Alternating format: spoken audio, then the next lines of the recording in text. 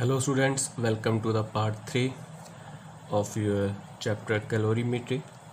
Last time we discussed the basics of the heat energy and the temperature. Now we are moving forward and we are now trying to study the factors affecting the quantity of heat absorbed required to raise the temperature of a body. That means when we want to raise the temperature of a body, how much amount of heat is required, what are the factors which govern the amount of heat required, we are going to study about them. So let us check at the first factor.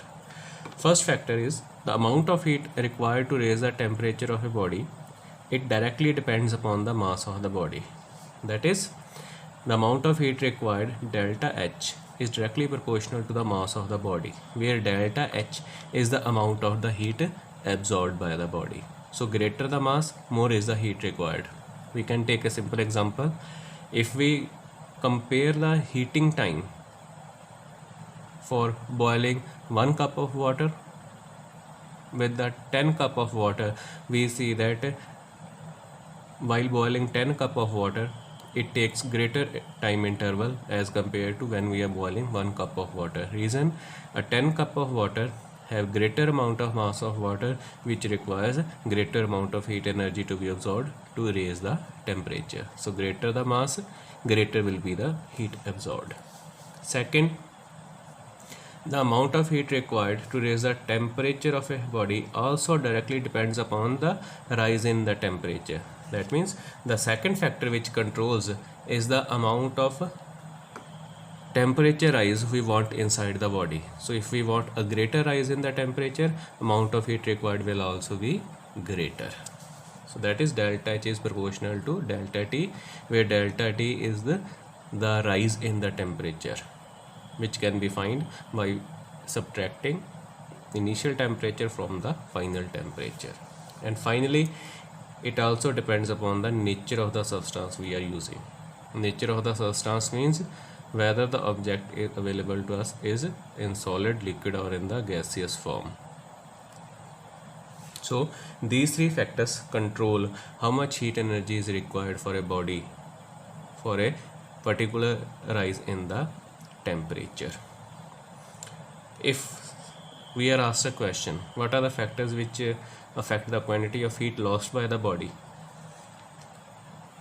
for a particular reduction in the temperature, then the factors are the same. The only thing where we are writing heat absorbed, there we will write heat lost, and where we have written increase of the temperature, there will be writing fall in the temperature.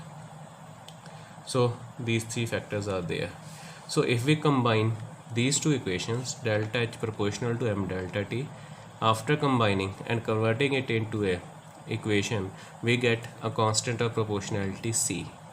We call it as the specific heat capacity of the material of the body. C is the specific heat capacity of material of the body, which only depends upon the nature of the material. It does not depend upon the mass of the body, it does not depend upon the temperature of the body or increase of the decrease of the temperature of the body. It purely depends upon the nature of the body, that we will see later.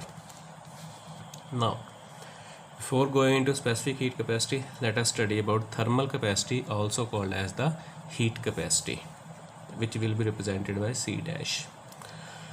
Capacity means amount of any physical quantity we can store. For example, if we compare the capacity of a glass with that of jug can store greater amount of water as compared to that of a glass. Similarly, when a body is given some amount of heat energy, its temperature rises. So there is also a particular limit how much amount of heat energy can be absorbed by the body, which will make the body to keep it increasing its temperature till there is no change in the state of the body. That means body doesn't change its state from solid to the liquid. So if we take an example of boiling of water in liquid form, when we start heating it up, its temperature increases. till its temperature become 100 degrees Celsius, after which if further heat supplied is there, then it will start boiling. That means there will be a change of state from liquid to the gaseous state. So thermal capacity or heat capacity is the physical quantity which is dealing only with the heat absorbed by the body for a rise in temperature without bringing any change in its physical state, or it is a quantity which is dealing with the loss of the heat energy of a body followed by the reduction in temperature, again without any change in its physical state. So thermal capacity or heat capacity is only the energy required for making the change in temperature and not change in the physical state of the body. Now different bodies require different amount of heat energy for equal rise of the temperature. So if we have 2 or 3 bodies made up of different materials, they will require different amount of heat for equal rise of the temperature. So different bodies require different amount of heat for equal rise of temperature, even if mass is same, because then amount of heat energy required depends upon the nature of the substance we are dealing. For example, if we have equal mass of water and copper and we want to increase both of their temperature by 1 degree Celsius, so copper and water, even if their mass is same and we want to increase their temperature by 1 degree Celsius, water requires 10 times more heat than that of copper. Reason, both are of different substances. Also heat required will also be different if same body is heated for the same rise in temperature but when mass of the body is different. So if we take water,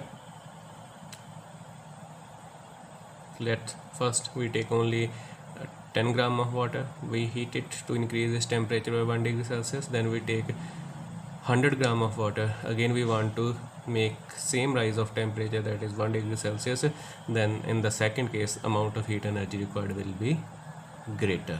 So with the mass increasing, the amount of heat energy required will be increasing. Thus the heat capacity of a body is a physical quantity which depends upon the mass of the body we are taking, for which we are increasing the temperature.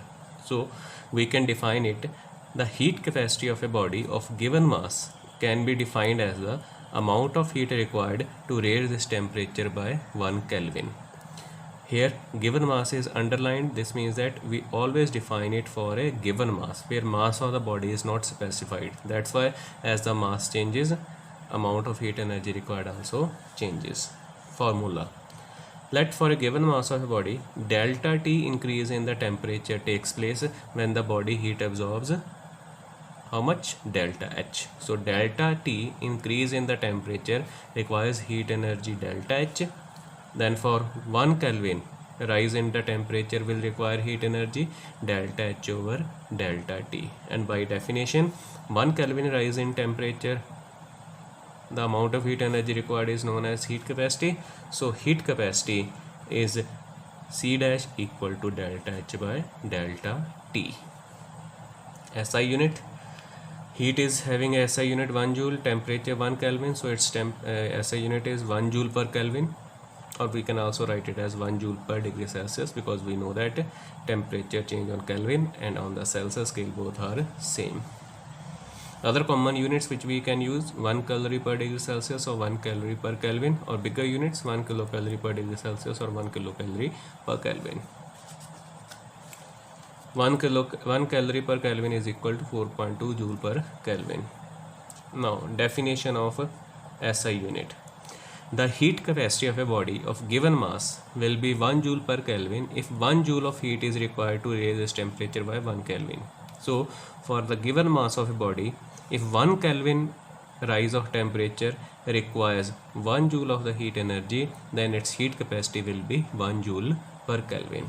And this statement in the form of a question is also asked many times. For example, the heat capacity of a body is 5 joule per Kelvin. the heat capacity of a body is 5 joule per Kelvin. What is the meaning of the statement? It means that for a body of given mass, 5 joule of heat is required to raise its temperature by 1 Kelvin. So 5 joule per Kelvin heat capacity means for a body of given mass, 1 Kelvin rise in temperature, it requires 5 joule of the heat energy. So finally, remember about the heat capacity that it is not a constant quantity. It depends upon the mass of substance. More the mass, more will be the heat capacity. Thank you.